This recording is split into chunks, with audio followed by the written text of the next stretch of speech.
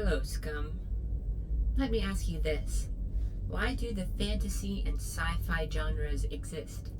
What do they accomplish that fiction can't quite do about the same topics and themes?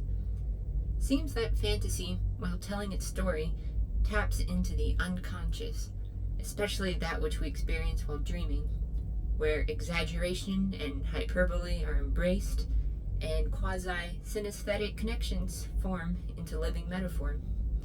Mythos and archetypes are distillations of ordinary life without rationalist barriers. Somehow, the heightened level of consciousness in fantasy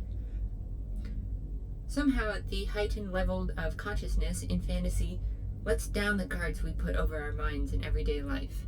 The guards that stifle emotion, expression, even the perception of truth. Some call fantasy an escape. An escape from walls, I say. Jen Neela here, and this is a spoil-free review of Jedi Fallen Order, with spoiler reviews to come later.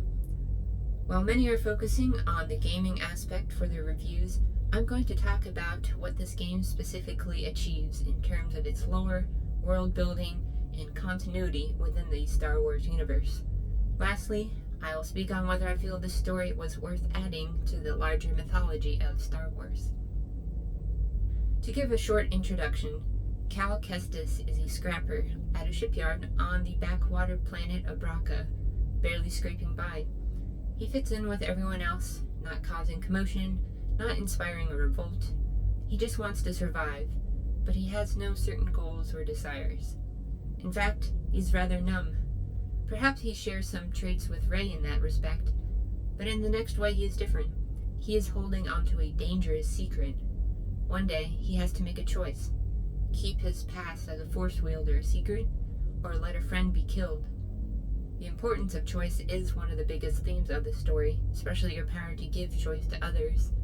Well, Cal chooses to save his friend, and so his call to adventure begins.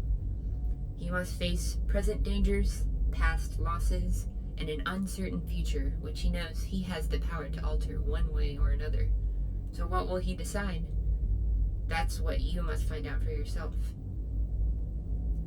I cannot state it enough how enormous of a contribution this game plays to the whole Star Wars canon. Not only do we piece together parts of the prequel trilogy with the original trilogy, but we assert a new identity to an era largely left unexplored until recently. The reign of the Empire is a period all unto itself, with its particular pains and struggles. Star Wars Rebels, a show which also happens to be designed by Disney, covers the same time period, and seems to be a segment of Star Wars history they hope to make their mark on. And yet, this isn't just another Star Wars Rebels retelling. It's something familiar and yet something distinct. First, I was absolutely taken in by the world building and the environments you journey through.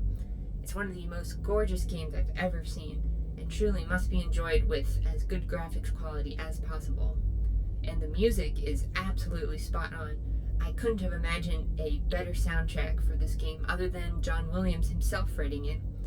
This game has superb cinematic flair for this reason, and captures what would feel like if we were to watch a brand new Star Wars movie, or perhaps a TV show. I also love the numerous connections to the Star Wars lore. It just feels like it fits in perfectly, like a glove. Remnants of the Clone Wars are everywhere, and there's even notable comment in one area of the game that basically the war never ended for some people, and rebellion against the Empire is simply a continuation of the status quo for those people. What reason is there to resist the irresistible? Is it worth the struggle when you know there is no chance? Likewise, we get tastes of the Rogue One era, and even a few nods to places and people in the sequel trilogy. It's one of the reasons people loved Rogue One after all, since it was an expansion of things we only could play out in our headcanon prior to this. What did the rebellion look like up to A New Hope? In fact, what did Order 66 look like? You'll get plenty of hints of this in the game. Now, the story of Jedi Fallen Order is about dealing with trauma, to sum it up in a single sentence. Now, when you hear that first in relation to Star Wars, you immediately go to thoughts of what happened at the end of Revenge of the Sith, and with Order 66. That's certainly something to feel trauma over. But Jedi Fallen Order breaks this tragic event down to a smaller, more personal scale. Some trauma forms from unavoidable, uncontrollable events.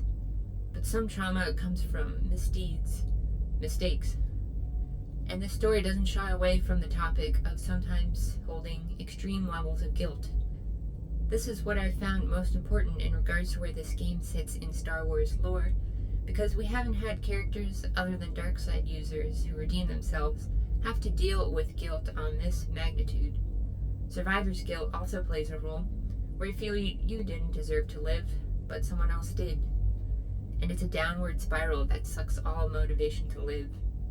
This essay isn't going to psychoanalyze any characters in Jedi Fallen Order, since that's not my expertise, but I will share some of my personal feelings on the whole subject.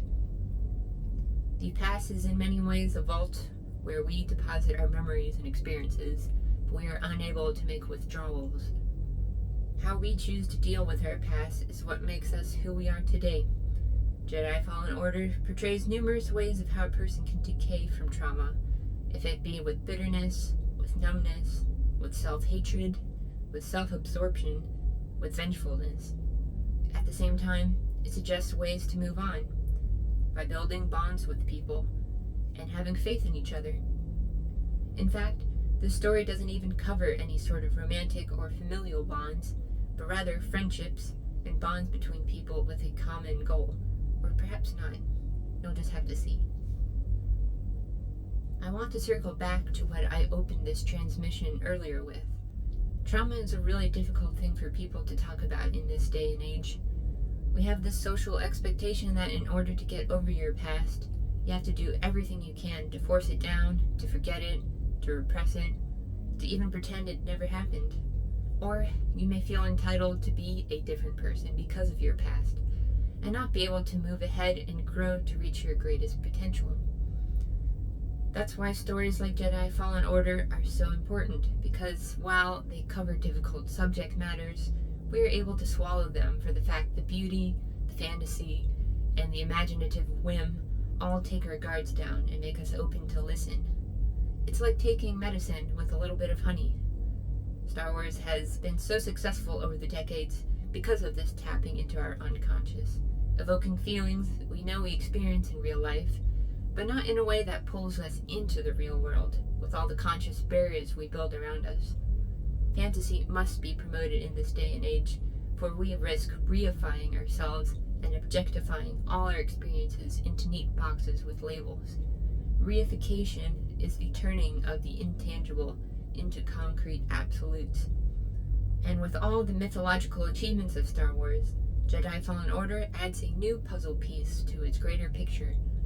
Just one more hero's journey to fit under its belt.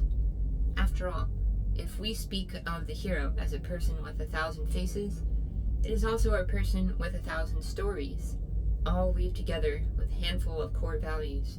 Values such as love, truth, courage, and faith.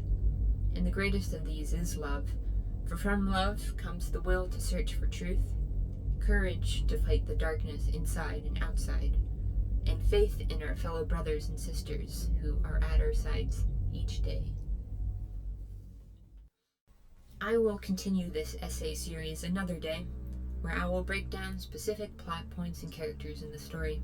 For now, I hope I've piqued your interest into at least looking into this game, and maybe sitting down and playing it for yourself. If I happened to have had a console here in this closet, maybe I would have. But alas, all I could do was binge watch these playthroughs, and well, that might be a reason I didn't have a transmission for you last week. Remember, no matter who you are or where you came from, you are always scum.